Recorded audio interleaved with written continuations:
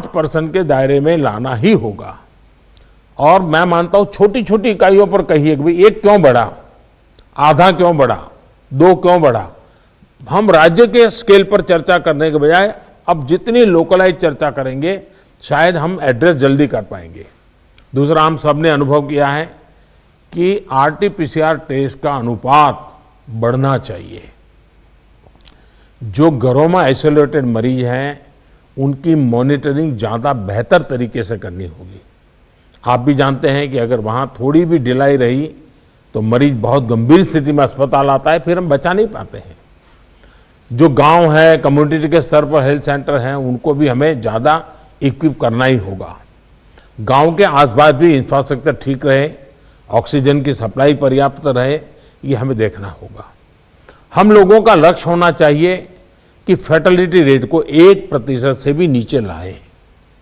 और वो भी मैंने जैसे कहा, छोटे छोटे इलाके में देखा जाए एक मृत्यु हुई क्यों हुई, जितना इतना फोकस करेंगे तब स्थिति को संभाल पाएंगे। और सबसे बड़ी बात, जागरूकता अभियानों में कोई कमी ना आए। कोरोना से बचाव के लिए जो जरूरी मैसेजिंग है, इसके लिए समाज को जोड़े रखना होगा। जैसे कुछ समय पहले हर संगठन, हर प्रभावी व्यक्ति को हमने एंगेज किया था, उन्हें फिर एक्टिव करना होगा। साथियों, आप भली भांति परिचित हैं कि कोरोना की वैक्सीन को लेकर इंटरनेशनली और नेशनली किस तरह की खबरें आ रही हैं। आज दुनिया में भी और देश में भी, जैसा अभी आपको प्रेजेंटेशन में पूरा डिटेल बताया गया, करीब करीब आखिरी दौर पर वैक्सीन के में काम पहुंचा है। भारत सरकार हर डेवलपमेंट पर बारीकी से नजर रखे हुए हैं, हम सबके संपर्क में भी हैं। और अभी ये तय नहीं है कि वैक्सीन की 1 डोज होगी, 2 डोज होगी या 3 डोज होगी। ये भी तय नहीं है कि इसकी कीमत कितनी होगी, उसकी कीमत कितनी होगी, ये कैसे होगी। यानी अभी भी इन सारी चीजों के सवालों के जवाब हमारे पास नहीं है, क्योंकि जो इसके वाले हैं, दुनिया में जिस प्रकार के कॉरपोरेट वर्ल्ड भी है, उनका भी एक कंपटीशन है। दुनिया के देशों के भी अपने अपने डिप्लोमेटिक इंटरेस्ट होते हैं। WHO से भी हमें इंतजार करना पड़ता है। तो हमें ये इन चीजों को वैश्विक संदर्भ में ही आगे बढ़ना पड़ेगा। हम इंडियन डेवलपर्स और मैन्युफैक्चरर के साथ भी हमारी जो भी टीम काम कर रही है पूरी तरह संपर्क में है। अलावा ग्लोबल रेगुलेटर्स, अन्य देशों की गवर्नमेंट्स, मल्टीलेटरल इंस्टीट्यूशंस और साथ ही इंटरनेशनल कंपनीज, सभी के साथ जितना संपर्क बढ़े, यानी रियल टाइम कम्युनिकेशन हो, इसके लिए पूरा प्रयास, एक व्यवस्था बनी हुई है। साथियों, कोरोना के खिलाफ अपनी लड़ाई में हमने शुरुआत से ही एक एक देशवासी का जीवन बचाने को प्राथमिकता दी है। अब वैक्सीन आने के बाद भी हमारी प्राथमिकता यही होगी कि सभी तक कोरोना की वैक्सीन पहुंचे। उसमें तो कोई विवाद हो ही नहीं सकता है। लेकिन कोरोना की वैक्सीन से जुड़े भारत का अभियान अपने हर नागरिक के लिए एक प्रकार से नेशनल कमिटमेंट की तरह है। इतना बड़ा टीकाकरण अभियान स्मूथ हो, सिस्टमेटिक हो और सस्टेन हो, ये लंबा चलने वाला है। इन सभी को, हर सरकार को, हर संगठन को एकजुट होकर के कोऑर्डिनेशन के साथ एक टीम के रूप में काम करना ही पड़ेगा। साथियों, वैक्सीन को लेकर भारत के पास जैसा अनुभव है वो दुनिया के बड़े बड़े देशों को भी नहीं है। हमारे लिए जितनी जरूरी है स्पीड है, उतनी ही जरूरी है सेफ्टी भी है।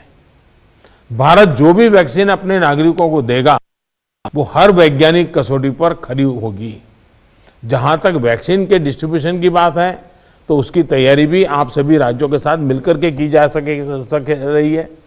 वैक्सीन प्राथमिकता के आधार पर किसे लगाई जाएगी, ये राज्यों के साथ मिलकर के एक मोटा मोटा खाका भी आपके सामने रखा है कि भाई अगर इस प्रकार से WHO ने जो कहा है हम चलते हैं तो अच्छा है, लेकिन फिर भी ये निर्णय तो हम सब मिलकर के ही करेंगे। के सुझाव का महत्व इसमें बहुत रहेगा, क्योंकि आखिरकार उनको अंदाज है कि उनके राज्य में ये कैसे होगा। हमें कितनी अतिरिक्त कोल्ड स्टोरेज की जरूरत रहेगी, मुझे लगता है कि राज्यों ने इस पर अभी बल देकर के व्यवस्थाएं खड़ी कर देना शुरू कर देना चाहिए। कहां कहां संभव हो गए, उसके पैरामीटर्स क्या हो गए, उस पर हमें यहां से सूचनाएं तो डिपार्टमेंट को चली गई है, लेकिन इसको अब इंप्लीमेंट करने के हमने रेडी रखना पड़ेगा। और जरूरत पड़ी तो अतिरिक्त सप्लाई भी सुनिश्चित की जाएगी और इसका विस्तृत प्लान बहुत जल्द ही राज्य सरकारों के साथ मिलकर के तय कर दिया जाएगा। हमारी राज्यों की और केंद्र की टीम साथ लगातार वो बातचीत कर रहे हैं, काम चल रहा है। केंद्र सरकार ने राज्यों से कुछ समय पहले आग्रह किया था कि स्टेट लेवल पर एक स्टीयरिंग कमेटी और एवं स्टेट और डिस्ट्रिक्ट लेवल पर टास्क फोर्स का, और मैं तो चाहूंगा कि ब्लॉक लेवल तक हम जितना जल्दी ये व्यवस्थाएं खड़ी करेंगे और किसी न किसी एक व्यक्ति को काम देना पड़ेगा। इन कमेटियों की रेगुलर बैठकें हो, उनकी ट्रेनिंग हो, उनकी मॉनिटरिंग हो, और जो ऑनलाइन ट्रेनिंग होती है वो भी शुरू हो।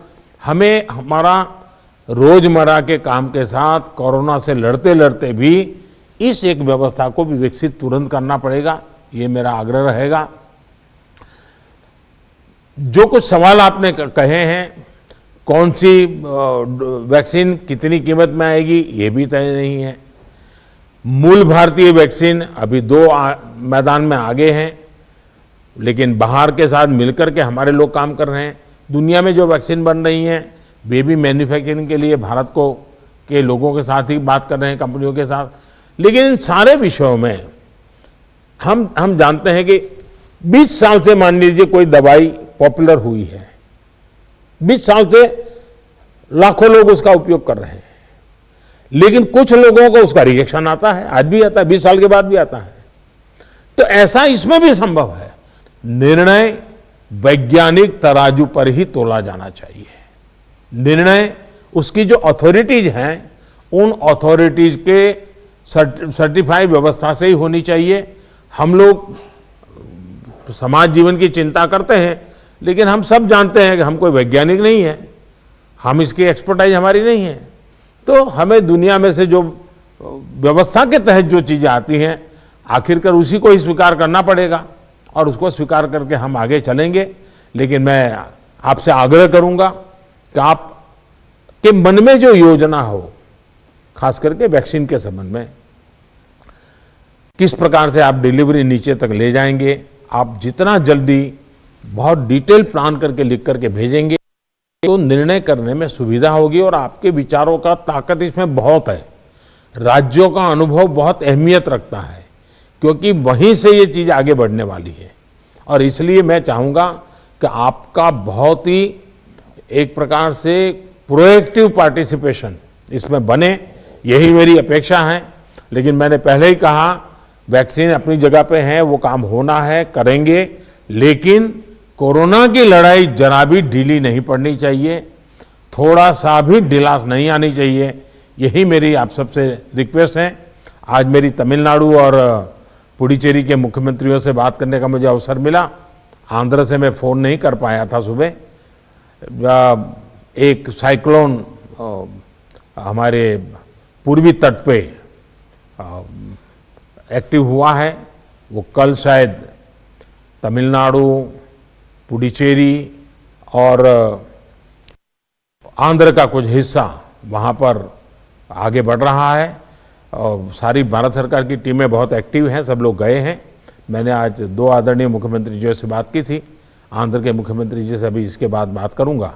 लेकिन सबके लिए पूरी तरह भारत सरकार और राज्य सरकारें मिल करके, और पहला काम खाली करवाना, लोगों को बचाना, इस पर हमारा जोर रहे। फिर एक बार मैं आप सबका बहुत आभारी हूं, आप सबने समय निकाला। लेकिन मैं आग्रह करूंगा कि आप जल्दी से मुझे कुछ न कुछ जानकारियां भेजिए। धन्यवाद।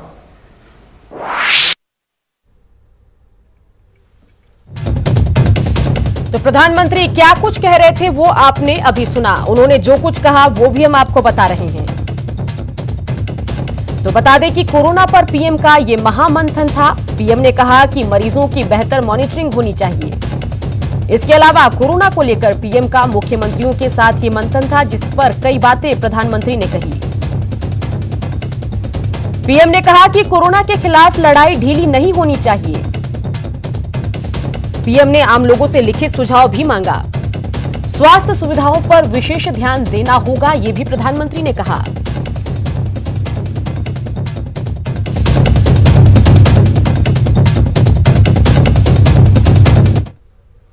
चलिए अब आपको तेज रफ्तार से गांव शहर की 100 खबरें दिखाते हैं।